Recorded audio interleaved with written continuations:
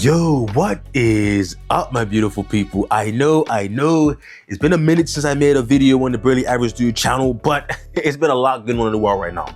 There's a lot going on in the world, and it's been a season of reflection, I must say. I was semi-retired, it was a lot going on, but I took a minute to just sit back and think about, where we've been and where we are today. So in this video, I just want to, go through and show you guys a little bit, a snapshot, if you will, of the history and, current landscape of handheld PCs, featuring none other than the first handheld PC I ever got and the most recent handheld PC in my collection. And I think if my research serves me correctly, this is a Barely Average Dude exclusive. This is a world premiere. I've never seen these two specific devices compared side by side, head to head, in any real video capacity. If you can find that, let me know in the comments down below, and 10 points to Gryffindor. But I think this may be a Barely Average Dude exclusive. So today, we are going to be looking at where it all began. My first handheld PC I ever got, I think it's like 5 years at this point. This is the OneXPlayer 1S, and this is the latest and greatest in the collection. This is the OneXfly Apex. Now, I'm not sponsored by OneXPlayer. This video is not sponsored. I bought this with my own money. This is not a review unit or like a secondhand model. This device right here, this OneXPlayer 1S is the exact model that I got all those years ago, and I still have it to this day.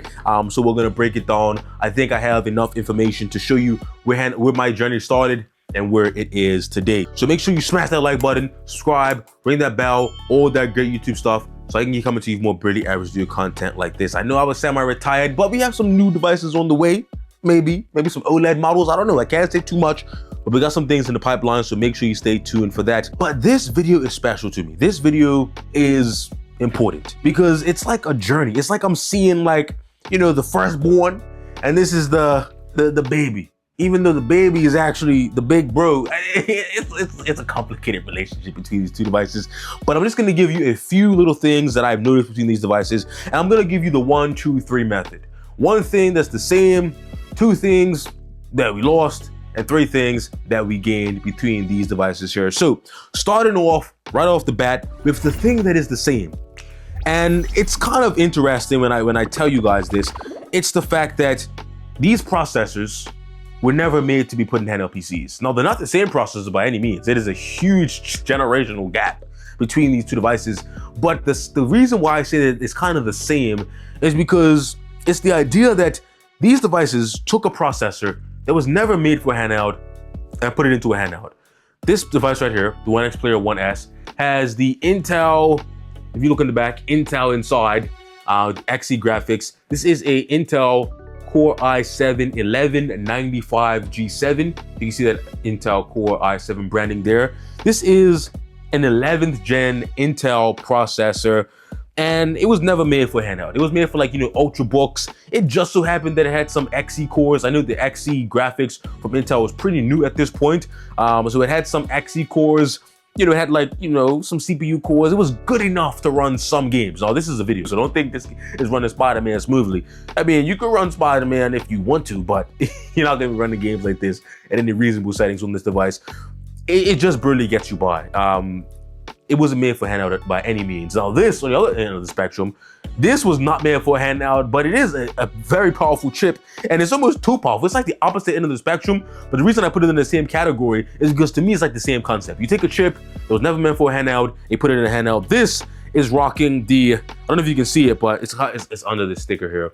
It is the AMD Ryzen AI Max 395, whatever you want to call it. This is a processor that has dedicated GPU cores. It is overkill for handheld. It was made for laptops. This was made to compete with thin and light gaming laptops like a 4060. You see it in something like the ROG Z13. It competes with the 4050 and 4060 mobile processors. This is a beast of a device, and it kind of lets you know where we are today.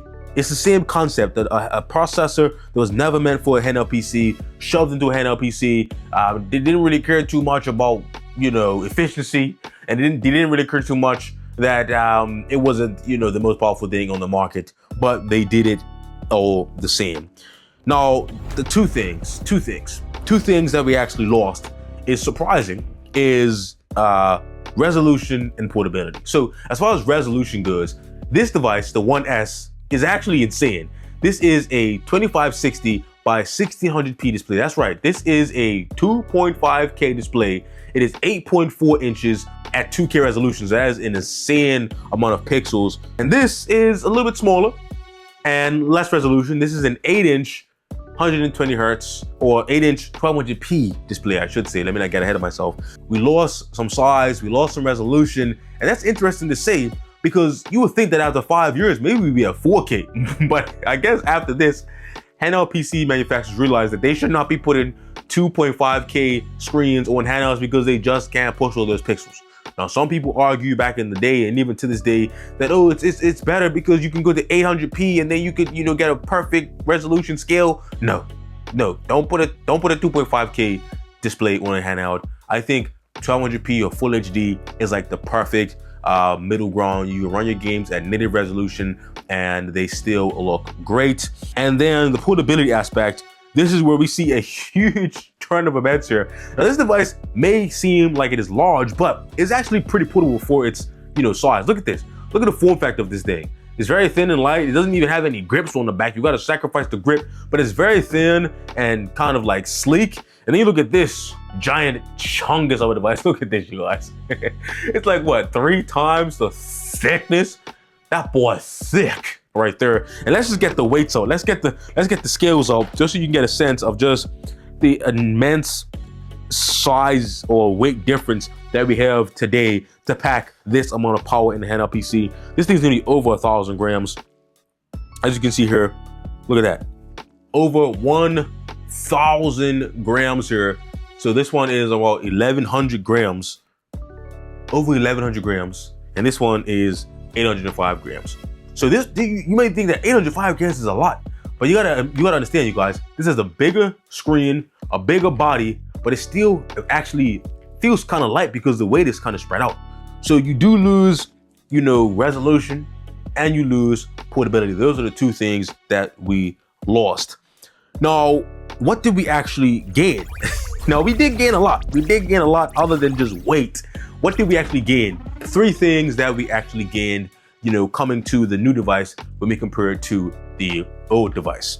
The first thing that we gained is the display tech. Now, I kind of gave it away earlier, mentioning 120 hertz, but yes, this is a lower resolution and a smaller screen, but it is a better screen by every, meaningful metric. This is a better IPS panel. Now, it's not OLED. I know in the comments, let me know in the comments down below, boo, it's not OLED, oh, it's not OLED, LCD socks. I know. My favorite handheld still has OLED to this day. That's the F1 Pro, which is actually the predecessor to this, but I digress. It's a great IPS panel. You're gonna find it in like the Legion Go S and the MSI Claw 8. It's 120 hertz. It's VRR, native landscape. This doesn't have any of that. There's no VRR, there's no native landscape. It's actually locked at 60 hertz. No fancy features like that other than the resolution and the slightly bigger size, but those things don't really serve you well because you ain't gonna get that VRR, you're not gonna get that 120. So this thing is kind of like a primitive panel. They just took this off the shelf and threw it in there, and it really does show. So the first thing we gain is display technology. The second thing we gain is controls. This device has years of advancements in the control department. If you look at the One S, you see these tiny little joysticks, barely any travel, and these aren't even Hall effect. These are just regular like Alp sticks. They don't have like the best travel or the best sort of like controllability. There's no bells or whistles. There's nothing on the back as far as adding controls. But funny enough, there are buttons on the back, but that's the volume and the mute button. So that's something. It does have back buttons, but good luck using that for gaming. Maybe you could like map this to a game. So maybe you technically could have back buttons, but we have volume and mute button, which is very interesting. And then the power key, which is doubles as a fingerprint reader. So that is actually pretty interesting. I've never seen another handle like that with volume and things like that on the back. But this controls are so much better. We get bigger joysticks. I'll just take this off so you can see you get a bigger joystick. This is like almost a full-size joystick. It just feels better travel, and then the triggers are better. We have trigger stops, so you can actually turn it from like a full travel trigger to like a short throw trigger, and then you get that nice click. Then we have buttons on the back, so we have buttons here and a button here on the back. So it's gonna give you a much better control experience for a variety of use cases. And another thing that this thing has that you would be surprised that this doesn't have, one thing that's taken for granted in these handhelds is gyro. The OneXPlayer 1S did not have gyro. It was so bad that I actually had a gyro module. This is a USB gyro module that I used to like strap on the back. You see this like little strap? I would strap this on the back. I'm gonna show you guys, I'm not just talking crazy. I would strap this gyro on the back, then I would plug it in, and this would be my gyro. You had to run a special program just to calibrate this. And when I was playing all my games, this was my gyro. I kid you not, this is my real gyro. It doesn't have built-in gyro, you guys. I know that's something we take for granted, but gyro is something that you must have on these handhelds for like shooting games and really just shooting games. But it did not have gyro at all. So the controls are a huge generational leap on the latest handheld I have versus the first handheld I ever got. And then the third thing is performance. This thing is insane when it comes to performance. This device right here, this is before we even had software to control the performance. It was just like a turbo button. It was 15 watts and then 28 watts. Then you press that turbo button, as you can see here, now it's in 28 watts.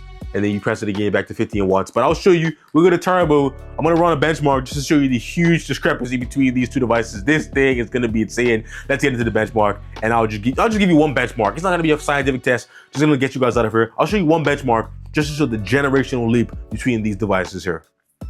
Another indication that this device is very old. It just crashed, shut off when I tried to run the benchmark. So we're gonna take 2 on the benchmark here.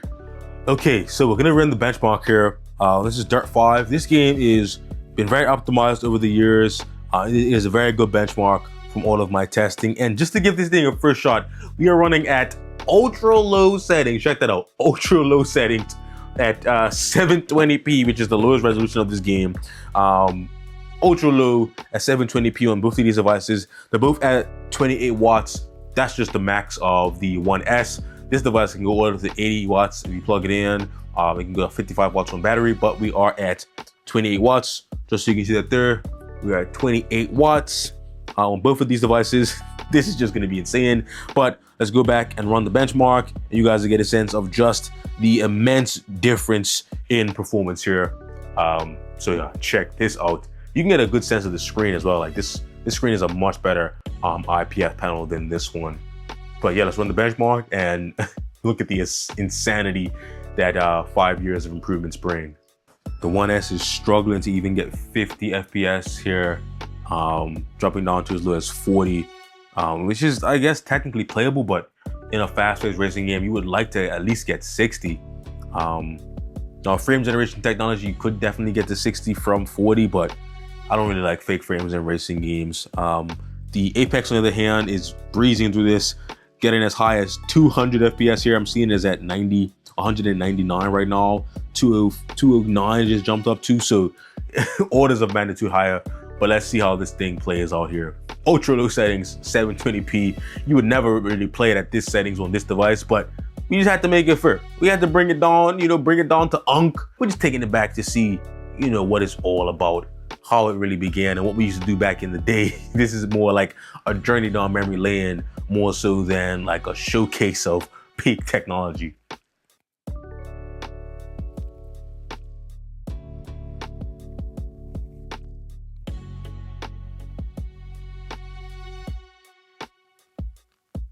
Okay, you guys, the results are in from the benchmark. This got an average FPS of 47 FPS, so not even averaging 50. We did get a maximum of 64, but our low 1% is 39 and our low 0.1% is 36. So yeah, you're gonna be looking at around 40 FPS on this game here at the lowest possible settings, 720p. Now the Apex, this is next level, you guys.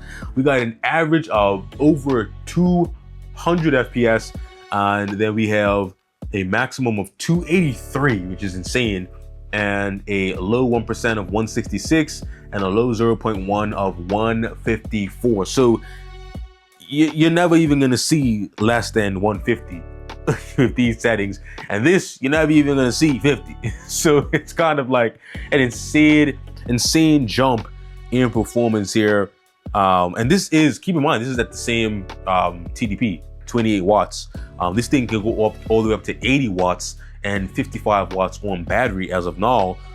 So just imagine where we can take this thing, and this processor can take way more power than this.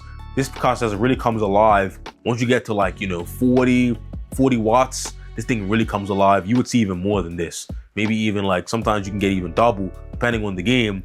You might get even double than what this is doing right now at 28 watts. But this is just a little test here. I don't want to go too much in depth, not too scientific. I just want to show you where it all started and where it is today, and give you a glimpse of maybe where handhelds are going into the future. But as I say that, I don't think like the Apex is the future. Now this is kind of like the outro section. This is like, my final thoughts. I don't think the Apex is the future. I think the Apex is a good proof of concept. The fact that we're able to put this crazy processor in this handheld here, but I think this is more of a proof of concept. You can see that the fact that we need a detachable battery on the back, you can't really fit everything inside this device.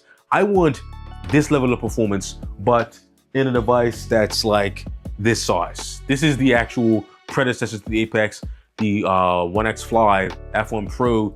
I want to see like this level of performance in this form factor and only needing like 20 watts. That would be where I want the future to go. I don't necessarily want us to have to run 80 watts into a handheld just to get like, that ultimate performance, or at least 1080p, 120 at decent settings. I want to see it in something like this at like 20 watts. That's really like my wish or dream for the future.